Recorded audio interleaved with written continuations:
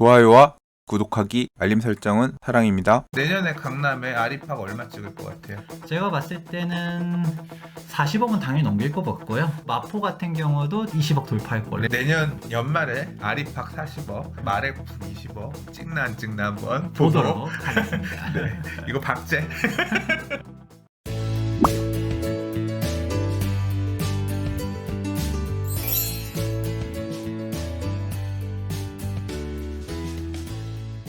좋아요와 구독하기는 사랑입니다. 안녕하세요, 반갑습니다. 부동산입니다. 김재경 소장입니다. 네, 오늘 김재경 소장님과 함께 또 부동산 얘기 좀 나눠보려고 이렇게 앉았습니다.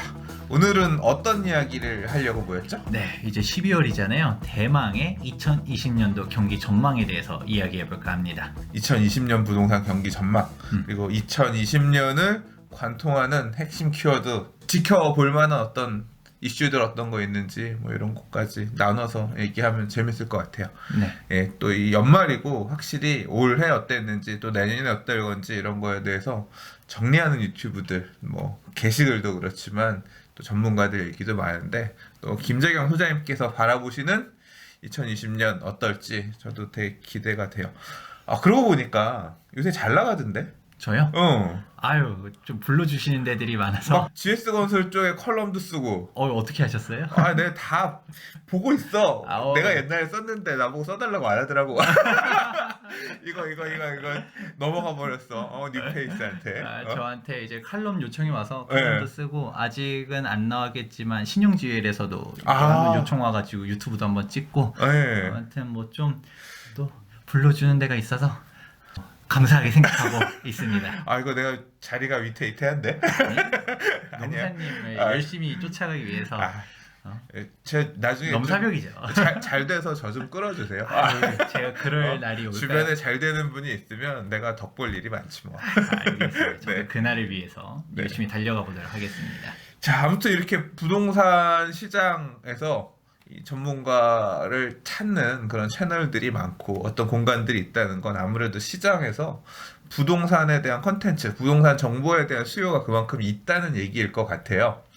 자, 2020년도엔 대체 어떤 일이 있을 거냐, 네. 예, 어떤 상황이 생길 거냐, 뭘 주목해야 되느냐, 경기는 어떨 것 같냐, 한번 본격적으로 얘기 시작해봤으면 네, 좋겠습니다. 알겠습니다. 2020년도를 관통하는 핵심 키워드를 제가 준비하기에 앞서서 먼저 사전에 이야기해 볼까 해요. 부동산 TV를 자주 시청하시던 분들, 그리고 투미 TV를 자주 시청하시던 분들은 이 얘기 또 해? 라는 생각을 하실 수가 있어요. 저희가 부동산님이랑 경기 전망을 언제 때부터 했었냐 하면 2017년. 2017년도부터 그쵸. 2017년도 가을 때부터 해서 파리 대책 터지고서도 어떻게 될 것이냐 하면서 18년도 경기 전망, 19년도 경기 전망 이런 식으로 계속 만나가 지금 이제 2020년도 경기 전망까지 이렇게 하고 오고 있는데, 제가 봤을 때 그때보다도 지금이 오히려 전망하기는 훨씬 쉬워요. 그때는 이슈들이 엄청나게 많았었거든요. 그래서 각각의 하락에 대한 이슈들도 반박을 해야 되고, 그럼에도 불구하고 어떤 식으로 해서 올라갈 것이다. 잠깐. 그럼 그냥 오를 것밖에 없다, 이 얘기가 결론이야 벌써? 그렇죠. 이렇게 해서 얘기를 했었는데, 지금 다른 것들은 다 해결이 됐었어요. 사실상 지금 뭐 공급 과잉 얘기도 사실 안 하고, 예전에는 각각에 대한 이슈들이 정말 많았었는데 지금은 그런 걸 묻지도 않아요. 손님들이 물어보는 것들이 있잖아요. 정말 손님들이 뭐 불안해하고 계약이 안 될 때는 궁금한 게 정말 많아요. 근데 지금은 떨어질 만한 어떤, 이러니까 떨어지지 않을까요? 내가 사면 안 될까요?를 물어보는 사람이 있고, 그거에 대해서 아니다, 그렇지 않다를 설명을 했어야 되는데, 지금은 안 떨어질 것 같다고 생각하고 알아서 내 이름 어디다 쓰면 돼요? 그렇죠. 계약서를 쓰고 있다, 그런 얘기 물건만 같네요. 주세요. 물건 주면 살게요 하면서 저희가 저번 달에 역대 최고 매출 찍고, 물건이 지금 서울 어디든 간에 정말 귀한 상태거든요. 근데 그거는 조금 난 얘기 들으니까 무섭다. 그러니까 집을 살려고 하는 매수자들이 말 그대로 상승에 취해 있다는 얘기인 거잖아요. 그냥 떨어질 것에 대한 의심 요만큼 하나도 없이 그냥 무조건 가자, 무조건 지금 내가 쫓아가서 사야 되는 것 같아, 이런 식의 어떤 반응들이 매수자층, 그러니까 매수 의사를 가지고 접근하는 층에서 느껴지고 있다. 이게 뭐 작년 재작년에 고민하는 사람들과는 다른 어떤 스탠스, 느낌이라는 거네요. 오히려 이전에 얘기했었던 것보다 사족은 좀 쳐냈어요. 쳐내고 제가 바라보는 시장의 핵심 축에 대해서 이야기를 해드리고요. 하지만 또 이렇게만 끝내면 좀 서운하잖아요. 그래서 저희가 2편에서 다른 각각의 부동산 이슈들은 따로 모아가지고 이야기해 보도록 하겠습니다. 자, 늘어지니까 빨리빨리 오늘은 알겠습니다. 쳐냅시다. 제가 바라보는 핵심 키워드는 딱 두 가지예요. 뭐냐? 대체 투자처가 부족.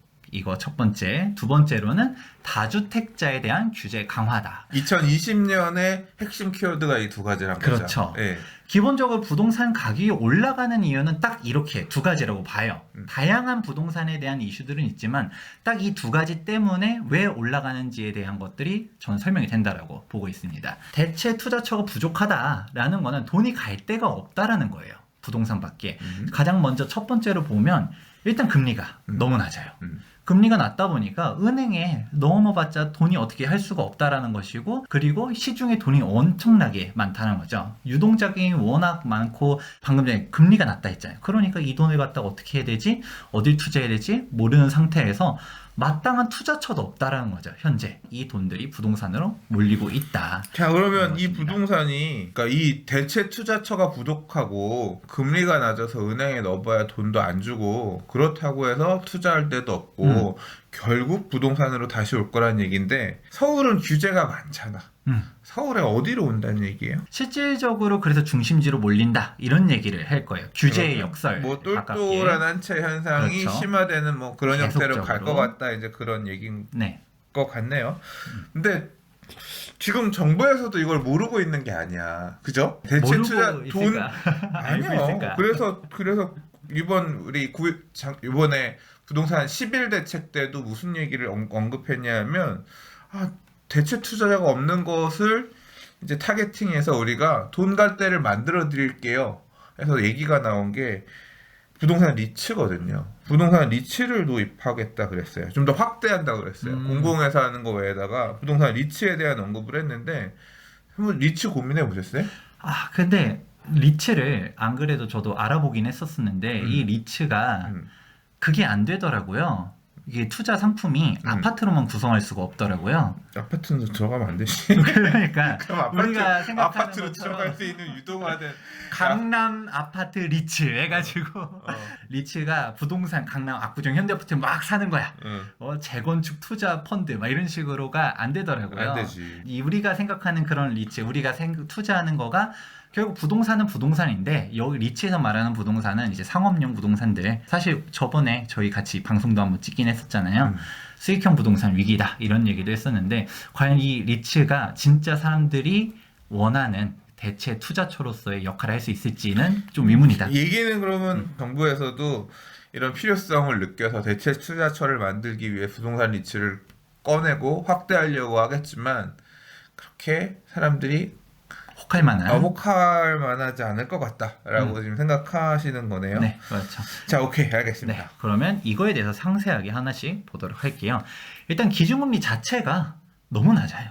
저희가 중간에 다시 한번 올랐다가 다시 떨어져가지고 최근에 1.25%가 됐는데, 부동산님 지금 예금금리 얼마 정도 하나요? 예금에 금리를 따지면서 돈 넣는 사람이 없지. 누가 있어. 그리고 그냥 은행에 지금 뭐 2%, 3% 준다고 하더라도 그냥 은행에 돈 맡겨놓는다 그런 의미지, 사실 이걸 통해서 뭘 받는다 이런 느낌으로는 못 넣을 것 같은데. 그렇죠. 네. 지금 실질적으로 우리가 은행에 넣어놔봤자 이게 돈이 안 되는 거예요. 물가 상승률 뭐 최근에 얘기 나오는 거는 뭐 이제 마이너스다 뭐다 이런 얘기들도 나오지만 저물가의 시대다 그렇게 얘기를 해도 실질적인 생활물가 같은 경우는 계속 올라가고 있거든요. 그런 상태에서 내가 은행에만 넣어놔봤자 일단 돈이 안 된다. 이게 기본적인 베이스고요. 그런데 되게 재밌는 거는 단기 부동자금이 엄청나게 사상 최대 수준으로 높아져 있어요. 이게 단위가 조단위예요. 조단위. 1100조가 넘어가 있는 상태가, 이게 어디를 갈지 모르고서 이제 기업들도 그렇고 개인들도 그렇고 투자처를 못 찾는 거예요. 이게 시중에서 그냥 떠돌아다니고 있어요. 이 돈이 어디를 투자해야 될지 모르니까 이게 방향성을 못 잡고 있는 돈들이 이렇게 많다라고 할 수가 있고요. 그런데 얘가 왜 이렇게 유동자금이 많냐라고 하면 경기가 안 좋아서예요. 경기가. 하다못해 노무현 정권 때를 한번 생각해보면 그때는 주식시장이 좀 어땠었죠? 하랑이었죠. 주식시장 좋았어요. 부동산 가격이 많이 올랐다라고는 했지만 주식시장도 되게 좋았었거든요. 그러다 보니까 난리였죠. 우리가 투자가 꼭 부동산만 있었던 게 아니야. 주식에 투자해도 돈을 벌었고 펀드에 투자했어도 돈을 벌었었고 이런 얘기들도 많았잖아요. 우리가 퇴직하면 치킨집 차린다. 우스갯소리 기승전 치킨이다. 뭐 이런 식으로도 얘기할 정도로 치킨집 창업이라든지 프랜차이즈라든지 뭐 하다못해 편의점이라든지 이런 창업들 은퇴하면 노후 자금 가지고서 창업한다. 이런 사람들 많았는데 지금 창업한다는 사람들이 있나요? 쫓겨나서 해야지 뭐. 쫓겨나서 해야 그러니까 되나요? 그리고 할 거 없으면 먹고 살 게 없으니까 그런 것도 생각해야 되는. 그러니까 몰리는 분들은 해야지. 뭐 그렇게 아직도 생각하시는 분들도 있을 수는 있지만 예전처럼 막 창업해야지 이런 거보다는 오히려 없어지고 자영업자들 위기다. 오히려 최저임금 때문에 실질적으로 편의점주도 보면 알바생보다도 내 실수령이 적다 이런 사람들도 있잖아요. 그런 사태가 지금 나오고 있는데 이 경기가 되게 안 좋다라는 거예요. 지금 향후 경기 전망 CSI 소비자 동향 지수라고 할 수 있는데 이게 한국은행에서 매월 체크를 해요. 100보다 높아지면 긍정응답이 더 많다는 거고요. 100보다 미만이면 부정응답이 더 많다라는 것입니다. 근데 실질적으로 봤을 때 문재인 대통령이 딱 취임하고서는 경기를 6개월 뒤에 더 긍정적으로 바라보는 사람이 많았었는데 2018년도 중반부터 팍 떨어져가지고 지금까지 있다라는 거죠. 사실상 6개월 뒤에 더 안 좋아지면 안 좋아졌지 좋아질 일은 없다라고 생각하는 사람들이 더 많다라는 거예요. 그러니까 경기가 안 좋아진다라고 생각하니까 경기가 안 좋은데 주식 가격이 올라갈까요? 주식 가격이 안 올라갈 것 같으면 주식 시장도 애매하고 경기가 안 좋아질 것 같은데 장사하겠어요? 장사하기도 애매하고 그럼 내가 어디로 투자해야 될까 생각했을 때 투자할 때가 마땅치가 않다라는 거예요. 오케이. 반대로 봤을 때 주택 가격 전망 CSI는 거꾸로 움직여요. 사람들이 지금 더 좋아질 것으로 기대한다, 좋아질 거라고 생각하는 사람들이 뭐 더 많은 그런 상황이네요. 그쵸. 보니까. 우리가 8.2 대책 터지고서도 한번 꺾였었고 9.13 대책 터지고서도 또 꺾였었지만 11 대책 나오니까 오히려 더 올랐잖아요. 우리가 저번에도 얘기했었지만 11 대책이 분양가 상한제 대책입니다. 11 대책 때 막상 뚜껑을 까고 보니까 별 내용이 없었던 거예요. 8.2 대책, 9.13 대책만큼의 파급력도 없고 오히려 칼을 뽑기 전에는 2017년도에 8.2 대책, 2018년도에 9.13 대책, 2019년도에는 뭔가가 또 나올 것 같다. 매도자들도 막연하게 또 대책 터지면 또 주춤할 텐데 빨리 팔아야 되나 하는 사람들도 있었었고 매수자들은 이후에 사야지 했는데 뚜껑을 까고 보니까 별거 아니네. 미친 듯이 또 사기 시작했었던 거죠. 2019년도 10월 달부터 지금 2달간 거래량이 엄청나게 많았었고요. 가격대들도 미친 듯이 오고 있는데 향후 부동산 가격이 더 올라갈 거라고 생각하는 긍정응답의 숫자가 훨씬 더 많다라는 것이죠. 지금 사람들이 부동산 가격이 올라간다라고 생각하고 있어요. 경기는 안 좋은데 이런 식의 질문들은 많아요. 아니 어떻게 대한민국 경기가 이렇게 안 좋은데 부동산 가격만 이렇게 올라갈 수가 있냐? 말도 안 된다. 거품이다. 반대로 뒤집어서 얘기해 볼게요. 지금까지 2008년 서프라임 모기지 사태 터진 이후로 대한민국의 경기가 좋았었던 적이 있나요? 그냥 내 주머니에 돈 많았던 적은 있는데 경기까지는 난 모르겠다. 경기가 좋았었던 적이 없어요. 계속 경기는 그때 금융위기 터지고서 미국이야 다시 뭐 살아나고 했었지만 대한민국 같은 경우는 계속 그냥 그 와중에 근근히 있었던 거지 경기 자체가 좋았었던 적이 없는데 그럼에도 불구하고 부동산 가격이 올랐잖아요. 경기가 좋아서 올라간 게 아니에요. 핵심적으로 사람들이 착각하는 것 중 하나가 경기가 좋아서 노무현 정권 때처럼 경기가 호황이라서 인플레이션 했지 이런 용어들 쓰면서 부동산 가격 올라간다 이런 얘기들도 했는데 지금은 사실 그런 걸 논할 때가 아니란 말이에요. 그런데 이렇게 경기가 안 좋은데도 부동산 가격이 왜 올라가냐? 대체 투자처가 없기 때문에 부동산 쪽으로 쏠리고 있었다. 이게 첫 번째 키포인트다라고 이야기해봤습니다. 그런데 부동산으로 몰린다 하더라도 다 몰리는 게 아니에요. 방금 전에 경기가 안 좋다는 얘기 했었잖아요. 그렇기 때문에 저희가 최근에 부동산님과 딱 투자하면 위험한 부동산 시리즈 한 4편을 갖다 찍었었는데 그중 하나가 수익형 부동산이 좀 위험하다 이런 얘기들을 했었어요. 임대료도 떨어지고 공실률도 높아지고 하다 보니까 수익률이 안 맞는 거예요. 그러면서 상가 매수해놓고서 피 보는 사람들이 정말 많고요.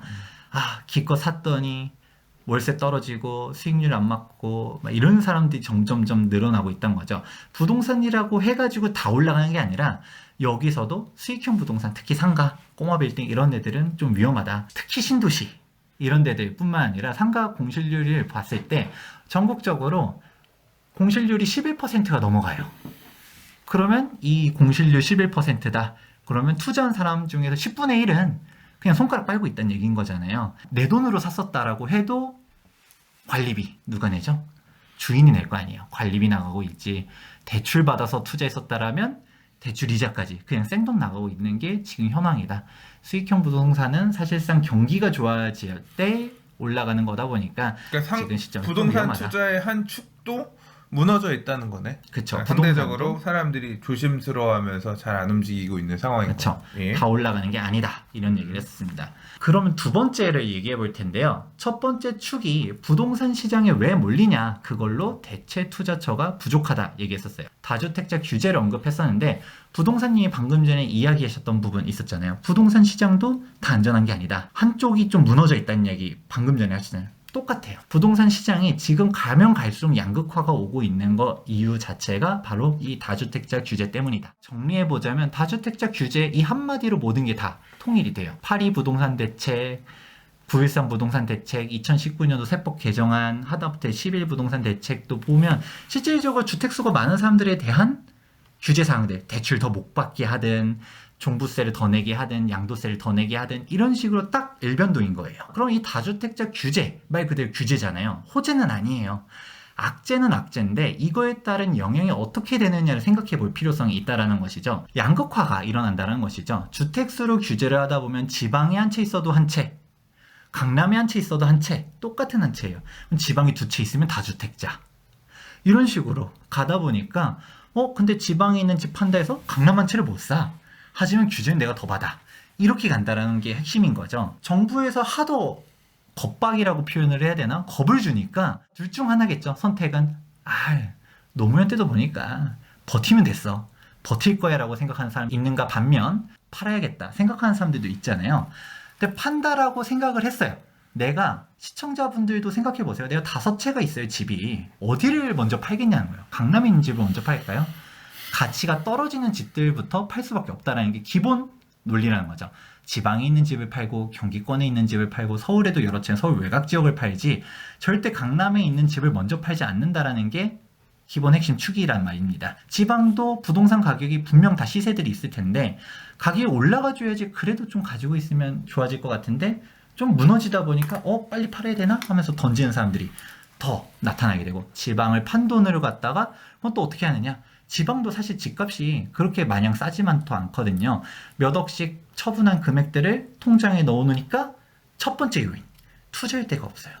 돈이 갈 데가 없다 보니까 그 와중에서 서울은 집값이 올라간대 하면서 전국에서 오히려 서울로 쏠림 현상이 나타난다는 것이죠. 전국 투자자들이 서울로 오고 오히려 투자가 되게 무서운 것 중 하나가 서울 사람들은 서울을 그렇게 쉽게 못 사요. 외지인들이 딱 오고 보니까 마포구에 딱 왔더니 마포구 집값이 뭐 15억이래요. 그러니까 그런가 보다 하면서 매수를 하는 거지. 마포구 사람 같았으면 불과 2년 전만 해도 얘가 10억 클럽 가입한 지가 언제였는데 벌써 무슨 15억이야 말도 안 돼 이런 식으로 생각을 할지 무서워서 오히려 못 사거든요. 외지인들이 오히려 딱 와서 나는 집을 살려고 마음 먹고 서울에 왔어. 그럼 못 들어본 데를 가겠어요? 갑자기 우리가 창동 거기에 나쁘다는 얘기 절대 아니에요. 딱 했을 때 거기 어디 붙어 있는지도 몰라요. 사람들은 창동하면 거기도 뭐 어떤 호재들이 있고 여기도 괜찮고 올라가겠다는 생각이 저희들은 들지만 지방 사람들은 창동이 어디 있는지도 몰라. 창동을 갔다가 지도를 찍어보니까 뭐지 왜 이렇게 멀어 보여? 중심지에서 그렇게 생각하는 게 일단 1차원적으로 생각된단 말이에요. 일단은 강남 상구 들어봤어. 압구정 들어봤어. 반포 들어봤어. 근데 여기는 집값이 비싸. 안 되면 마용성 보고 마용성 안 되면 동대문구 청량리 들어봤어. 사람들은 아는 곳에 투자한다. 모르는 곳에 투자하지 않는다. 그러니까 이게 결국은 양극화 현상이 심해지는데 결국 뭐 외지에 있는 사이드에 있는 수요자들, 투자자들까지도 이 서울 시장의 수요층으로 들어와서 가세해서 사게 되면 서울 안에 저평가된 지역을 찾기보단 서울 안에서 많이 들어본 사람들이 잘 알고 있는 그런 쪽에 살려고 하는 것처럼 더 들어올 것이다라고 그쵸. 하는 건데 정리해보면 그런 것 같아요. 양극화도 심해지고 결국은 말씀하시고자 하는 얘기는 그러면 두 가지 키워드를 정리하면 투자할 데가 없다. 돈은 남아돈다. 저금리로 기인해서. 근데 투자하려고 봤더니 결국 서울 안에서 핵심 지역밖에 남는 게 없다. 거기가 결국은 더 올라갈 수밖에 없다. 그렇습니다. 이 얘기잖아요. 근데 이 얘기는 2030년에도 2015년에도 2018년에도 할 수 있는 얘기거든요. 자, 그럼 제가 여기서 질문을 좀 드리자면, 자, 이게 지금 돈도 빵 빠져 있는 거예요. 그런 현상이기 때문에 계속 올라갈 거다라고 하면 평당 10억에는 살 수 있어요? 만약에 땅값이 주택 가격이 평당 5억이 됐어요. 3억이 됐어요. 평당 1억이 아니라 평당 2억, 3억이 됐어. 그래도 여전히 주식은 저 모양이고 투자할 어떤 유인이 없고, 그 다음에 마찬가지로 똘똘한 현상은 더 심해지겠지. 규제를 안 푸니까. 그러면 그때 가면 또 2억이 돼도 더 오를 거다. 3억이 돼도 더 오를 거다. 똑같은 얘기 하실 거예요? 왜냐하면 보세요. 누구나 부동산을 적정 가격에 사고 싶어 해요. 비싸게 사고 싶어 하는 게 아니라 내가 사는 금액이 적정한 금액인가를 의심하죠. 과도하게 더 주고 사고 싶어 하진 않는 거예요. 그렇잖아요. 지금 PIR 같은 경우는 역대 최고치예요. 갱신하고 있어요. 내년에 입주 물량이 줄어든다, 내후년에 많이 줄어든다고 하지만 그게 어느 정도까지 밀어올릴지는 아직 모르는 상황이거든요. 일단은 지금 현재 이 상태로 인해서 지금까지 올라왔었고, 앞으로도 정확히 말하면 현 정권이 지속되는 한은, 다음 정권 사실 누가 될지는 가봐야 아니까, 현 정권이 이렇게 다주택자 규제 억제 정책을 계속적으로 가는 이상은 일단 올라간다. 이러한 추세로 가는 것 자체가 양극화라는 얘기인 건 거고, 이게 가면 갈수록 더 심화된다는 것이고, 이따가 이제 통계를 보여드릴 건데, 우리나라가 가면 갈수록 똑같은 서울 내에서도 전국뿐만 아니라 엄청나게 양극화가 벌어지고 있거든요. 저도 솔직히 평당 5억 시대가 언제 올지는 모르겠지만, 만약에 온다 하더라도 그때 가면 또 당연하게 생각할 수도 있다라는 거예요. PIR 얘기는 했었지만 OECD 통계 들어가서 보시면 실질적으로 우리나라가 그렇게까지 높지는 않아요. 해외 사례에 비추어 볼 때 우리나라 집값은 상대적으로 그렇게 비싸지 않은 상황이고, 이 규제가 이런 비정상적인 거래 가격을 계속 뒷받침하는, 어떻게 보면 비정상적으로 시장이 가게끔 계속 유도할 거기 때문에 일단은 더 올라갈 가능성이 크다 쪽에 일단 무게를 두고 계시다. 그렇게 그렇죠. 뭐 설명을 하면 되겠네요. 새로 통계를 한번 보도록 할게요. 우리가 파리 대책이 엄청나게 강력한 대책이었었잖아요. 정말 누구나 뭐 각종 전문가들 이것 때문에 올라갈 거라고 생각하는 사람들도 있었고, 이것 때문에 떨어질 거라고 생각하는 사람들도 있었지만, 결국 이게 뭔 정책이냐, 주택수로 규제를 하다 보면 양극화가 일어날 거라 얘기했었고, 본격적으로 언제 집값이 뛰었냐, 2018년도 1월 달부터 3월 달까지 미친 듯이 뛰었잖아요. 통계를 보면 재밌는 게 그대로 다 똑같이 움직여요. 2018년도 1월 달 상승률을 보면 서울이긴 하지만 어디가 올라갔냐, 보면 딱 중심지만 올라갔었어요.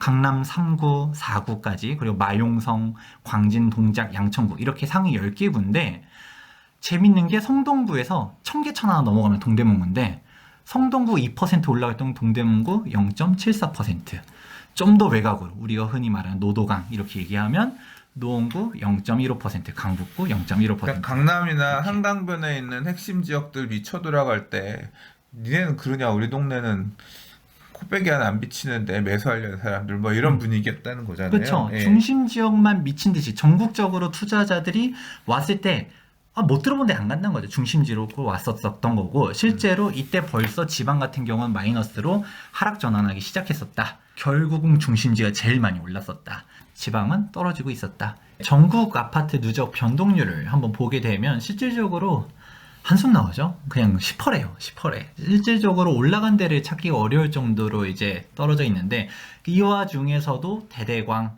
그리고 서울 여기는 버티고 있었다. 결국 이제 핵심은 돌고 돌았지만 두 가지다. 대체 투자처가 부족하기 때문에 부동산을 몰린다. 근데 그 와중에서도 모든 부동산이 다 올라가느냐 하면, 수익형 부동산 같은 경우만 해도 경제가 안 좋으니까 안 올라가고, 부동산도 우리가 올라갈 때 결국 지역별 양극화, 상품별 양극화가 나타나고 있는 이유가 다주택자 규제 때문이다. 이런 식으로 정리해 보도록 하겠습니다. 논외로 문재인 대통령님 취임 이후 얼마나 올랐는지 한번 또 통계를 한번 준비해 보았어요. 실질적으로 올라간 데들 보게 되면 서울 같은 경우는 21%나 엄청나게 올랐었죠. 하지만 전국적으로 보면 떨어진 데들이 되게 많았었고요. 전국 상승률은 3.53%죠. 대통령님께서 얘기하셨던 것처럼 전체적인 부동산 가격은 좀 안정화되어 있다는 게 뭐 거짓말은 아니다. 전국적으로 봤을 땐 집값을 안정을 시킨 게 맞잖아요. 경상북도 사는 사람들, 이런 사람들 같은 경우는 집값이 오히려 더 싸게 살 수 있으니까 뭐 그렇게만 보면 그분들이 그걸 원했는지 안 원했는지는 둘째 치더라도 뭐 그렇게 되고 있다라는 거, 그 와중에서 올라가는 데들 대대광 이런 식으로 올라가고 있다는 거 보이고, 그럼 전국적으로 봤으니까 이번엔 역순도 수도권 보게 되면 서울보다 많이 올라가는 데들 성남 있고, 광명이나 과천 여기는 만만치 않게 서울과 같이 이제 올라가고 있었고, 수도권 내에서도 양극화가 벌어지고 있다. 그리고 서울 내로만 보더라도 서울은 일단 다 올라갔어요. 하지만 더 많이 올라간 데들 결국은 중심지가 더 많이 올라갔다. 이제까지 2017년부터 2019년 간의 시장의 큰 흐름이 부동산 정책의 부작용으로 또는 정책에 따라서 양극화가 심화되는, 그래서 서울, 준서울 그리고 또는 그 외의 수도권이 다른 모습을 보였고, 그다음에 주요 광역시들과 서울 또는 그렇지 않은 지역이 한 군데는 오르고 한 군데는 떨어진 이런 양극화되는 모습을 보였고, 서울 안에서도 서울이 전체적으로 오르긴 했지만 많이 오른 지역과 적게 오른 지역 나뉘어가지고 또 이렇게 양극화되는 모습을 보였다. 근데 이게 정책에 따른 어떤 영향이라고 보면 2020년에도 이 정책의 큰 패러다임 변화는 없을 거기 때문에 이런 형태의 모양새는 더욱 공고해질 것 같다. 뭐 그렇게 요약을 하면 될 것 같네요. 네, 맞습니다. 네, 뭐 이제 요거는 김재경 소장님 의견이고요. 제가 중간에 자꾸 막 딴지를 좀 건 거는 그런 부분들도 같이 고민을 해서 생각해 보시라고 제가 양념을 좀 친 거예요. 저도 이제 뭐 제 생각이라기보다는 다른 분들 얘기를 들어보면 2020년 부동산 시장 얘기할 때 떨어질 이유를 못 찾겠다. 외부 충격이라든가 이런 거 아니면 그런 얘기들을 많이 하시고 저도 어느 정도 공감이 되거든요. 다만 그런 우리가 놓치고 있는 다른 부분에서 떨어질 만한 어떤 그런 점들도 있지 않나 한번 좀 검토해 보시고, 그런 의견이 만약에 있다고 하면 댓글에 좀 남겨주시면 그 댓글에서 아 이거 진짜 맞는 말인 것 같다 라고 하면 뭐 나중에 제가 그 댓글 고정으로 해서 좀 올려드리거나 또는 추후에 저희가 영상 찍거나 할 때 이런 의견도 있는데 한번 참고해가지고 또 얘기를 하거나 뭐 해보도록 맞아요. 하겠습니다. 이런 의견들 되게 좋아요. 네. 저도 폭락론자 얘기했을 때도 짧게 언급했었던 것 중 하나가, 전 상승한다라고 얘기하는 사람 영상을 잘 안 봐요. 오히려 떨어진다고 얘기하는 사람들 영상을 많이 참고하거든요. 네. 이걸 이렇게 생각할 수 있구나라고 하면서 그런 부분들 저도 열심히 연구하고 있다 보니까 가감 없이 얘기해 주셔도 될 것 같습니다. 결국 지나보면 결과는 나오는 거거든요. 네. 향후 우리가 2020년도 하반기에 만났었을 때 실제 가격이 또 어떻게 됐는지. 자, 그러면 보면. 내년에 강남에 아리팍 얼마 찍을 것 같아요? 제가 봤을 때는 40억은 당연히 넘길 것 같고요. 내년에 34평 40억 찍는다. 그쵸? 그리고 마포 같은 경우도 16억, 17억 얘기 나오잖아요. 20억 돌파할 걸로 내년에 보고 20억 있습니다. 찍고 내년 연말에 아리팍 40억, 그 다음에 마레프 20억 찍나 안 찍나 한번 보도록 보고. 하겠습니다. 네, 이거 박제. 자, 그럼 1부는 요 정도까지 얘기하고요. 2부에서 2020년에 생각해 볼 만한 부동산 이슈들 어떤 게 있는지 김재경 소장님하고 얘기 나눠보도록 하겠습니다. 영상 도움이 되셨다면 좋아요, 구독 꽉꽉 박아주시고요. 의견으로 댓글도 많이 남겨주시길 바라겠습니다. 오늘 1부에서 좋은 말씀 감사합니다. 이제까지 부동산이었고요. 김재경 소장이었습니다. 감사합니다. 잘 지내셨어요? 아유, 그럼요. 워낙 바쁘게 지내고 있었어요. 저격 영상 봤어요? 봤어요. 어떤 느낌이 든가요? 내용이 그거예요. 그 수많은 영상 중에 하나 틀린 거 가지고서 그렇게 얘기를 하면 어떻게 하냐. 그렇게 따지면 너네도 틀린 거 있지 않냐. 맞아요. 틀려. 난 맨날 틀린데. 의견은 다양하게 있어야 된다고 생각합니다. 오늘 또 경기 전망 얘기할 거잖아. 네, 그렇죠. 틀리면 어떻게 된다? 아, 틀리면 이제 또 틀릴 수도 있는 거지. 까인다. 까이면 죄송합니다. 못 맞출 때도 있죠. 예측 이런 건 하긴 어렵다. 난 안 해. 선생님 좀 재밌게 좀 잘 만들어 주세요. 역시 영상이 재밌어야 구독을 늘어나는 것 같아요. 도와주십시오. 자, 그러면 방송 해볼까요? 네.